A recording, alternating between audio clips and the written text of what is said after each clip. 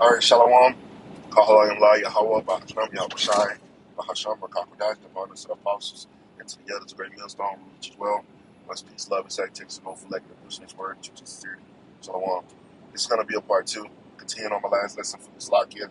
I got a phone call and it stopped my recording, so I'm going to just continue on in the spirit. This is Zechariah chapter 3, verse 8. It says, "Therefore wait ye upon me, said Yahweh, until the day that I rise up to pray." See, we're waiting on the Lord. We're not out here acting on our own. The Lord told us to wait on Him because He's the one that's going to avenge us with destroying our enemies. So the Lord is avenging the nation of Israel. The scriptures tell you in that book of Isaiah the controversy of Zion for what they did to us. It says, therefore wait ye upon me, said Yahweh, until the day that I rise up to the prey, because you nations, mainly you Edomites, so-called white people, America is a prey in the eyes of the Lord, in the eyes of when it comes to prophecy, because they have to pay for all of the wickedness and the evil that they have done to our people, so-called Negroes, Latinos, and Native American Indians. It says, for my determination, the Lord's plan, the Lord's will, the Lord's goal is to gather the nations, that I may assemble the kingdoms to pour upon them mine indignation, even all my fierce anger, for all the earth shall be devoured with the fire of my jealousy. So this is the true God of the Bible, whose name is Yahweh. And He is pissed off, to put it in today's terms, He's pissed off with these nations, mainly the nation of America. America is not some godly nation. See, they say in God we trust, but when it comes to doing the things that the true God of the Bible will want you to do, America doesn't do that.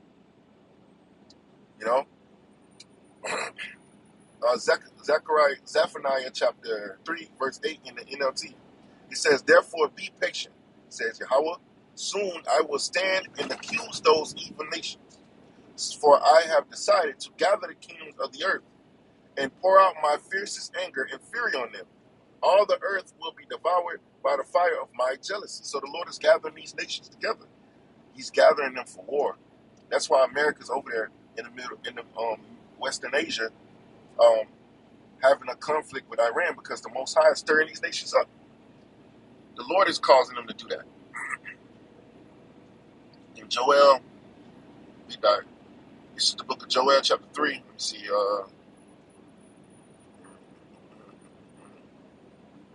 I'm going to start at verse 9. It says, "Prepare ye this among the Gentiles. Prepare war. Wake up the mighty men. Let all the men of war draw near. Let them come up." So we're seeing signs of war being prepared. Not only do you have the mandatory,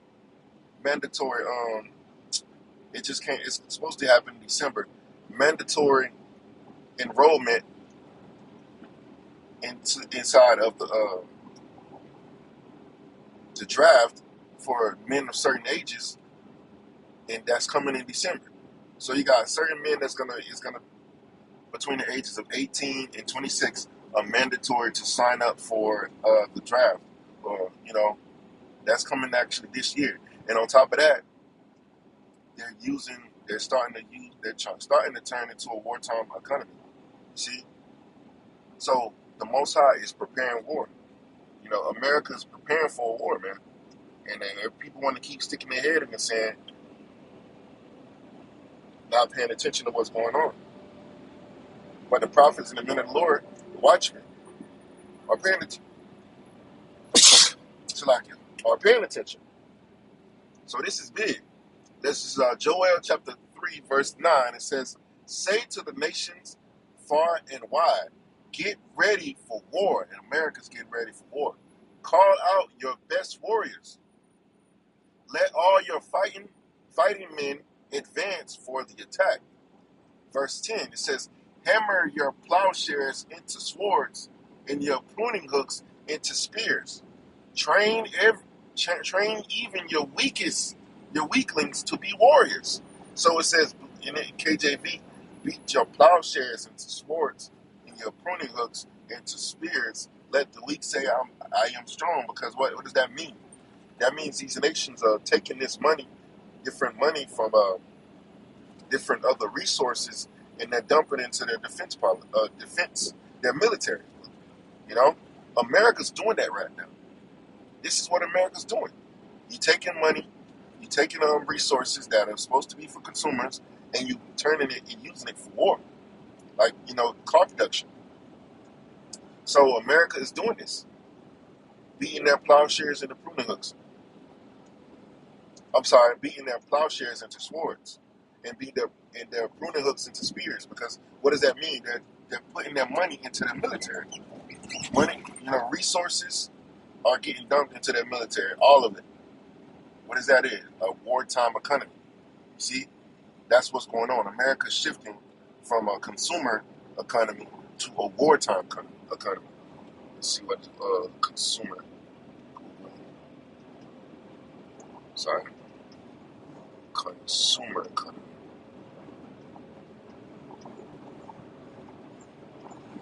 I'm sorry.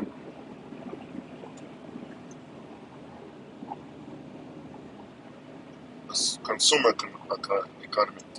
It says consumer economics is a branch of economic study. No, it's a consumer economy.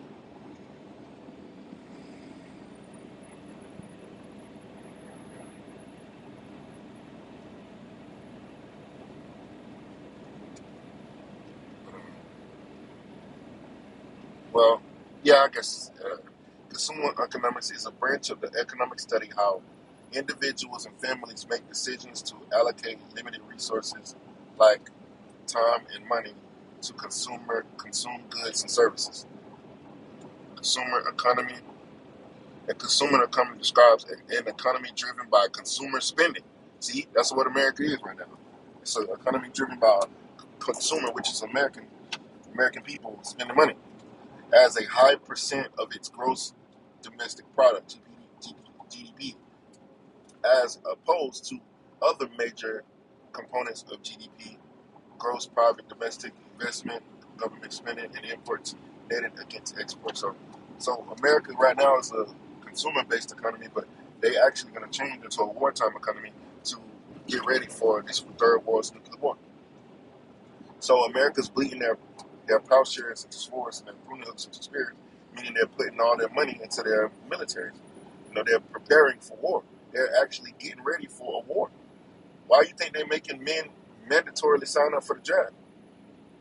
You see? 11 says, assemble yourselves and come, all you heathen, and gather yourselves together round about. Thither cause thy mighty ones to come down, O Yahweh. See? So the Lord is gathering these nations together. Why is he gathering them? For war.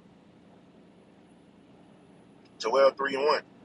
I should have started at the top. It says, behold, in those days, in that time, when I shall bring again the captivity of Judah and Jerusalem, I will also gather all nations and will bring them down to the valley of Jehoshaphat.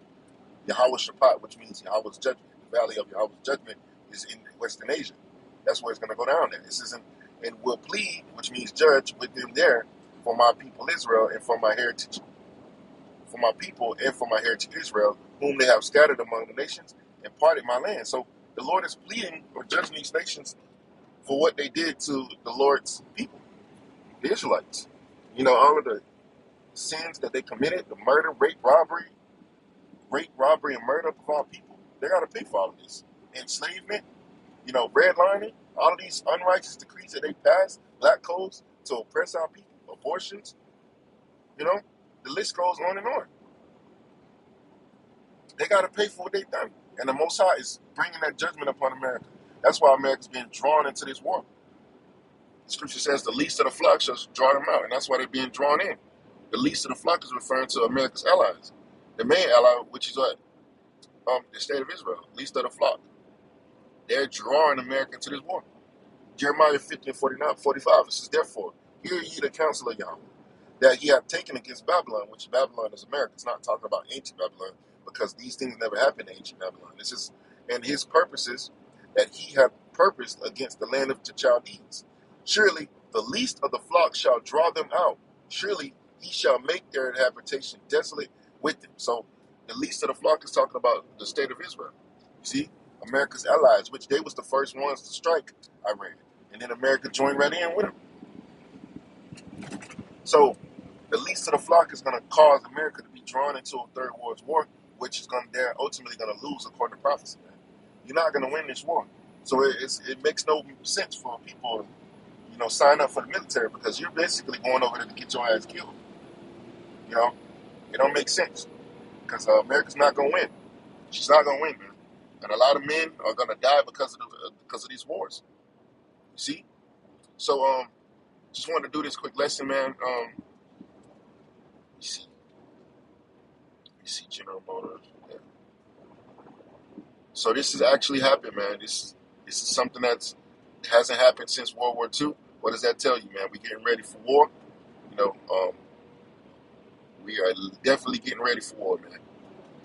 And it's not even, it's not funny. It ain't a joke no more.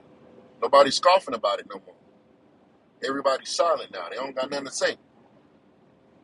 America is literally getting prepared for a war. But the prophets and the men of the Lord have been warning you this for a long time. Let me see. Precept. Close it out with a precept.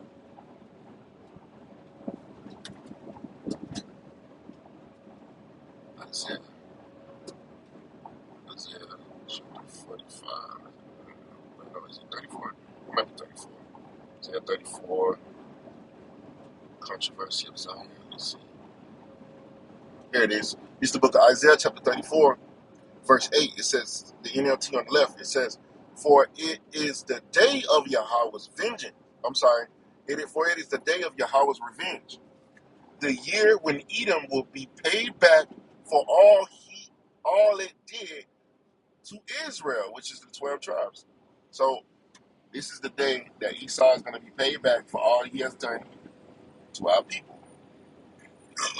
It says the streams of Edom will be filled with burning pitch, and the ground will be covered with fire, because this is what the Lord is bringing total nuclear destruction upon Esau. That's how he's going to be destroyed. Verse 10 says, this judgment on Edom will never end. The smoke of its burning will rise forever. The land will lie desolate from generation to generation. No one will live there anymore. See? So America is going to be totally destroyed as a result of this third world nuclear war. Ultimately, that their allies as well are going to turn on them and shoot missiles on this place, man. And that's going to be the total destruction of America. And no one's going to live here anymore. So this is the end-all, be-all for America. And you see that this is where America's headed, towards the third world nuclear war. So Lord willing, this lesson was edifying. I'm going to close it out by giving all praises and the glory to Yahweh, Bahasham, Yahweh Shai, Bahasham, Makakudash, the to the apostles, and to the elders of Great Millstone, who teach well. Next time.